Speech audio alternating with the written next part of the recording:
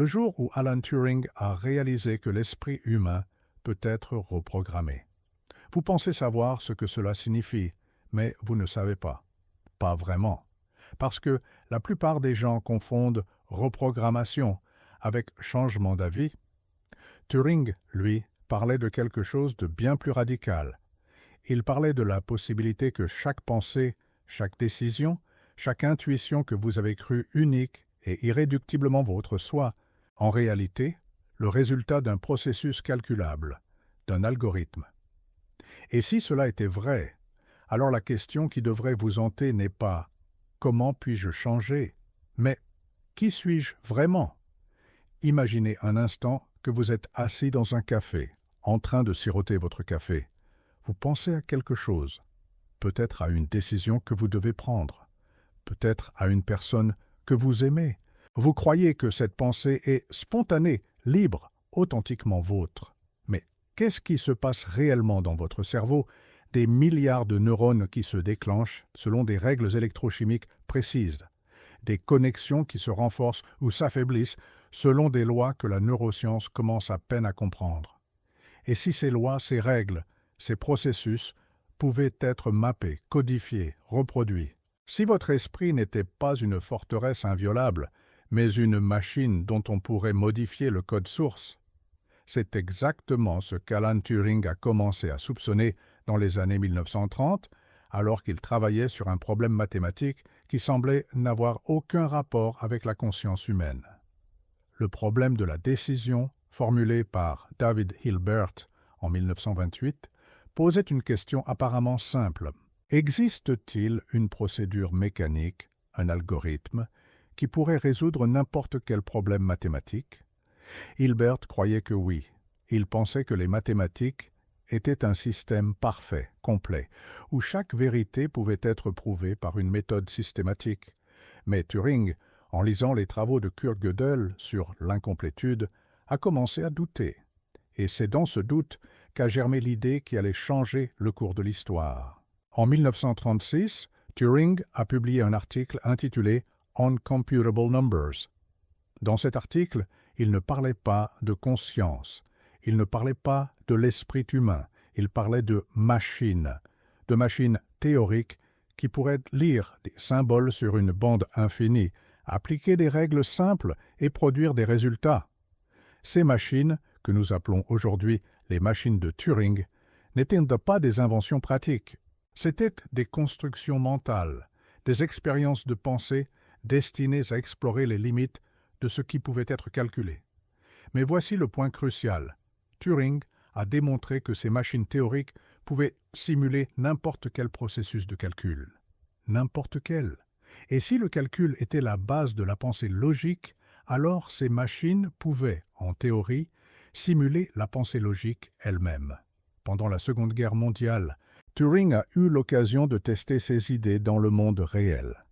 À Bletchley Park, le centre de décryptage britannique, il a travaillé sur le problème de casser le code Enigma, utilisé par l'Allemagne nazie.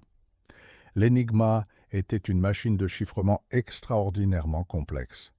Elle utilisait des rotors qui changeaient de position après chaque lettre tapée, créant un nombre de combinaisons possibles qui dépassait l'imagination.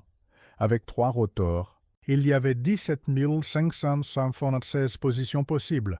Avec 4 rotors, ce nombre montait à 1456 076.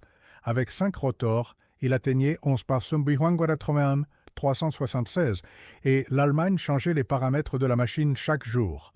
Chaque jour, il y avait des milliards de combinaisons possibles à tester. Aucun humain ne pouvait faire cela, pas en une journée, pas en une semaine, pas en un mois. Mais Turing a eu une intuition. Il a réalisé que le problème du décryptage n'était pas un problème qui nécessitait de la créativité ou de l'intuition humaine. C'était un problème qui pouvait être réduit à une série d'étapes mécaniques. Et si on pouvait réduire un problème à une série d'étapes mécaniques, on pouvait le confier à une machine. Turing a conçu la bombe, une machine électromécanique qui testait automatiquement les paramètres possibles de l'Enigma. La bombe ne pensait pas. Elle ne comprenait pas le sens des messages qu'elle décryptait. Elle appliquait simplement des règles logiques, des règles qui pouvaient être exécutées par des circuits électriques. Et cela a fonctionné. La bombe a permis aux Britanniques de décrypter les messages allemands. Les historiens estiment que ce décryptage a raccourci la Seconde Guerre mondiale d'au moins 2 ans. Cela signifie que la bombe a probablement sauvé des millions de vies. Des millions de vies sauvées par une machine qui ne faisait que suivre des règles que Turing avait codifiées. Et c'est à ce moment-là que Turing a eu son épiphanie. Si une machine pouvait faire quelque chose d'aussi complexe, d'aussi important, d'aussi humain que sauver des millions de vies, alors la ligne entre le mécanique et l'intelligent, entre la machine et l'esprit, était bien plus floue qu'on ne l'avait jamais imaginé. Mais Turing n'a pas arrêté là. Après la guerre, il a continué à explorer les implications philosophiques de ses découvertes. Il a commencé à se poser une question qui semblait presque hérétique à l'époque. Une machine peut-elle penser? Et pour répondre à cette question, il a proposé un test. Un test qui porte aujourd'hui son nom. Le test de Turing. L'idée était simple mais profonde. Vous mettez une machine et un humain dans 2 pièces séparées. Un interrogateur pose des questions aux 2 sans savoir lequel était la machine et lequel était l'humain. Si l'interrogateur ne peut pas distinguer la machine de l'humain, alors, selon Turing, la machine pense. Ou du moins, elle pense suffisamment bien pour que la distinction n'ait plus d'importance. Mais voici ce qui est vraiment révolutionnaire dans le test de Turing. Il ne demande pas à la machine de penser comme un humain.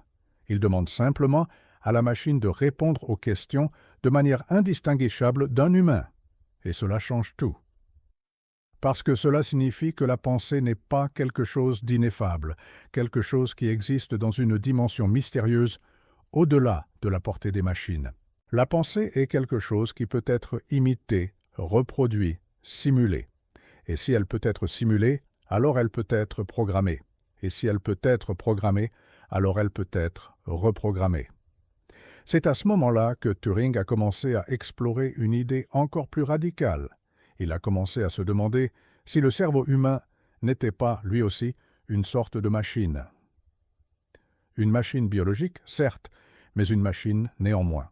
Une machine dont les règles de fonctionnement pouvaient être découvertes, comprises et potentiellement modifiées. Il a écrit un article intitulé « Computing, Machinery and Intelligence » en 1950, dans lequel il explorait cette possibilité. Il ne disait pas que le cerveau était une machine de Turing classique.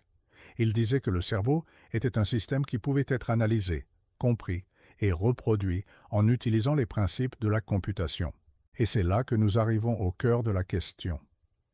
Si le cerveau humain fonctionne selon des principes computationnels, alors chaque pensée, chaque émotion, chaque décision est le résultat d'un processus qui pourrait, en théorie, être modifié. Pas par une intervention chirurgicale brutale, pas par un lavage de cerveau au sens classique, mais par une reprogrammation subtile des règles selon lesquelles votre cerveau fonctionne. Et comment pourrait-on faire cela? Par l'apprentissage, par l'expérience, par la répétition, par la méditation, par la thérapie, par n'importe quel processus qui modifie les connexions neuronales et les schémas de pensée. Turing n'a jamais formulé les choses exactement de cette manière, mais c'est l'implication logique de ses travaux. Et c'est une implication qui devrait vous déranger. Parce qu'elle signifie que vous n'êtes pas aussi libre que vous le pensez. Vos pensées ne sont pas aussi authentiques que vous le croyez. Votre personnalité n'est pas aussi fixe que vous l'imaginez. Vous êtes, en un sens, une machine extraordinairement complexe, certes. Une machine capable de se modifier elle-même, mais une machine, néanmoins, et comme toute machine, vous pouvez être reprogrammé, mais attendez.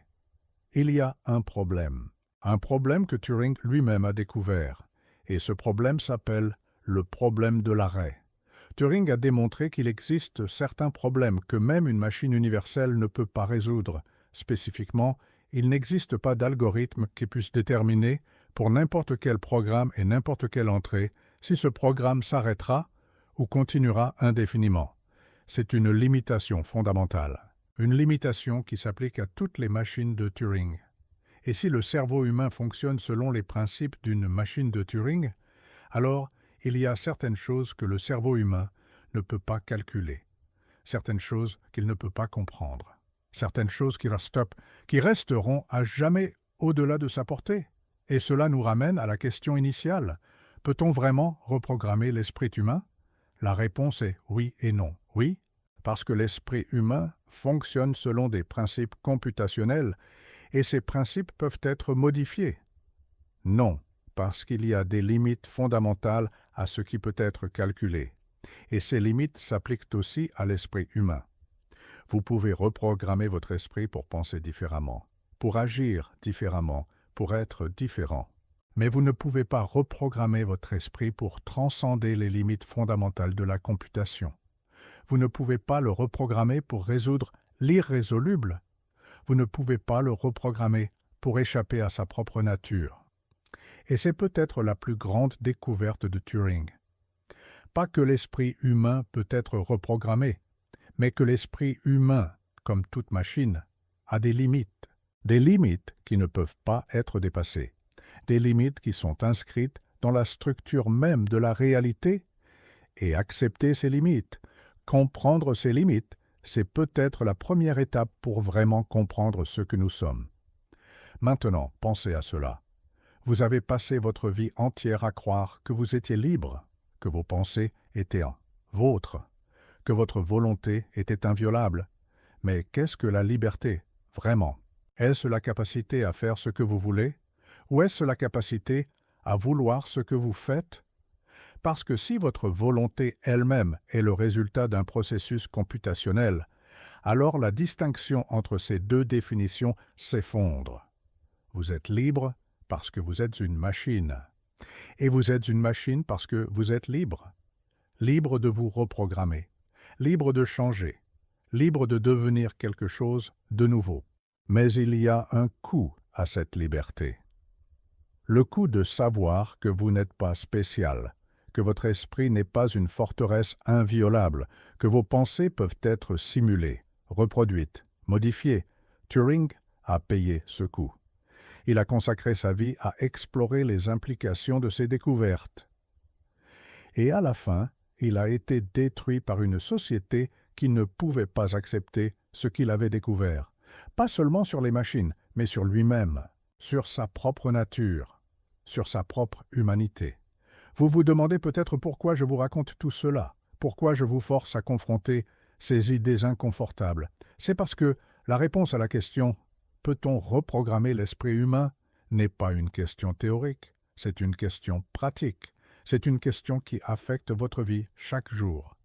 Chaque fois que vous décidez de changer une habitude, chaque fois que vous essayez d'apprendre quelque chose de nouveau, chaque fois que vous vous efforcez de devenir une meilleure version de vous-même, vous êtes en train de vous reprogrammer. Vous êtes en train de modifier les règles selon lesquelles votre esprit fonctionne. Et si vous comprenez vraiment ce que cela signifie, si vous acceptez vraiment que vous êtes une machine capable de se modifier elle-même, alors vous pouvez commencer à le faire délibérément, consciemment, efficacement. Et c'est peut-être la plus grande leçon que Turing nous a laissée. Pas une formule mathématique, pas une machine révolutionnaire, mais une compréhension profonde de ce que nous sommes, et une reconnaissance que cette compréhension, aussi inconfortable soit-elle, est la clé pour nous transformer, pour nous reprogrammer, pour devenir ce que nous avons toujours eu le potentiel de devenir. Alors, la prochaine fois que vous vous trouverez face à une décision difficile, la prochaine fois que vous vous demanderez si vous pouvez vraiment changer, rappelez-vous d'Alan Turing. Rappelez-vous qu'il a prouvé que l'esprit humain fonctionne selon des principes computationnels. Rappelez-vous qu'il a montré que ces principes peuvent être modifiés. Et rappelez-vous que vous avez le pouvoir de vous reprogrammer, le pouvoir de changer, le pouvoir de devenir quelque chose de nouveau. Utilisez ce pouvoir, utilisez-le bien, parce que c'est peut-être la seule vraie liberté que nous ayons. Alors, la prochaine fois que vous vous trouverez face à une décision difficile, la prochaine fois que vous vous demanderez si vous pouvez vraiment changer, rappelez-vous d'Alan Turing. Rappelez-vous qu'il a prouvé que l'esprit humain fonctionne selon des principes computationnels. Rappelez-vous qu'il a montré que ces principes peuvent être modifiés. Et rappelez-vous que vous avez le pouvoir de vous reprogrammer, le pouvoir de changer, le pouvoir de devenir quelque chose de nouveau. Utilisez ce pouvoir, utilisez-le bien, parce que c'est peut-être la seule vraie liberté que nous ayons. Mais attendez, il y a quelque chose que vous devez comprendre avant de partir, quelque chose que Turing lui-même a découvert trop tard. La reprogrammation de l'esprit n'est pas un acte solitaire. Ce n'est pas quelque chose que vous pouvez faire seul, enfermé dans votre chambre, en pensant très fort. C'est un acte social, c'est un acte qui nécessite de la friction, du conflit, de la confrontation avec d'autres esprits. Parce que c'est seulement en se heurtant à des idées différentes, à des perspectives opposées, à des vérités inconfortables, que nous pouvons vraiment nous transformer. Turing savait cela. Il a passé sa vie à se confronter aux idées les plus radicales de son époque. Il a travaillé avec les plus grands mathématiciens du monde. Il a débattu avec Gödel, avec Church, avec les plus grands penseurs de son temps. Et c'est à travers ces confrontations, ces débats, ces échanges d'idées, qu'il a pu développer sa pensée, qu'il a pu se reprogrammer lui-même, qu'il a pu devenir ce qu'il était destiné à devenir. Mais la société dans laquelle il vivait n'était pas prête pour cela. La société britannique des années 1950 n'était pas prête pour un homme qui remettait en question les fondements mêmes de ce que signifiait être humain. Un homme qui osait suggérer que l'esprit humain n'était pas spécial, qu'il n'était pas unique, qu'il pouvait être simulé par une machine. Et pire encore, un homme qui vivait sa vie d'une manière que la société considérait comme inacceptable. Un homme qui aimait les hommes. Un homme qui refusait de se conformer aux normes sociales de son époque. Et c'est là que réside la tragédie ultime de Turing. Il a découvert comment reprogrammer l'esprit humain. Il a montré que c'était possible. Mais il n'a pas pu se reprogrammer lui-même pour accepter une société qu'il rejetait. Ou plutôt, il a refusé de le faire. Il a refusé de nier qui il était. Il a refusé de se conformer. Et pour cela, la société l'a puni. Elle l'a forcé à suivre un traitement hormonal humiliant. Elle l'a ostracisé. Elle l'a détruit. Et puis, en 1964, à l'âge de 41 ans, Alan Turing a mangé une pomme empoisonnée au cyanure. Officiellement, c'était un suicide. Mais certains historiens pensent que c'était un accident, que Turing faisait une expérience chimique dans sa cuisine et que la pomme a été contaminée par erreur. Nous ne saurons jamais la vérité, mais ce que nous savons, c'est que le monde a perdu l'un de ses plus grands penseurs. Le monde a perdu un homme qui aurait pu nous montrer comment vraiment nous transformer, comment vraiment nous reprogrammer. Et c'est peut-être la leçon la plus importante que Turing nous a laissée. Ce n'est pas que nous pouvons nous reprogrammer, c'est que nous devons le faire ensemble, que nous devons créer une société où la reprogrammation est possible, une société où les gens peuvent se transformer sans crainte de punition, une société où les idées radicales sont bienvenues, une société où la différence est célébrée, pas persécutée. Parce que si nous ne créons pas cette société, si nous continuons à punir ceux qui osent penser différemment, si nous continuons à rejeter ceux qui refusent de se conformer, alors nous perdrons les Turing de demain. Nous perdrons les penseurs qui auraient pu nous montrer comment vraiment nous transformer. Nous perdrons notre chance de devenir quelque chose de meilleur. Alors, la prochaine fois que vous vous demanderez si vous pouvez vraiment changer, rappelez-vous d'Alan Turing. Rappelez-vous qu'il a prouvé que c'était possible, mais rappelez-vous aussi qu'il a payé un prix terrible pour ses découvertes. Et demandez-vous, suis-je prêt à payer ce prix? Suis-je prêt à me reprogrammer, même si cela signifie me confronter à une société qui me rejette? Suis-je prêt à devenir quelque chose de nouveau, même si cela signifie perdre tout ce que je connais? Si la réponse est oui, alors vous avez compris le véritable message de Turing. Vous avez compris que la reprogrammation n'est pas un acte de confort, c'est un acte de courage, c'est un acte de rébellion, c'est un acte de liberté. Et c'est peut-être la seule vraie liberté que nous ayons, la liberté de nous transformer, la liberté de devenir quelque chose de nouveau, la liberté d'être authentiquement nous-mêmes, peu importe le prix que nous devons payer.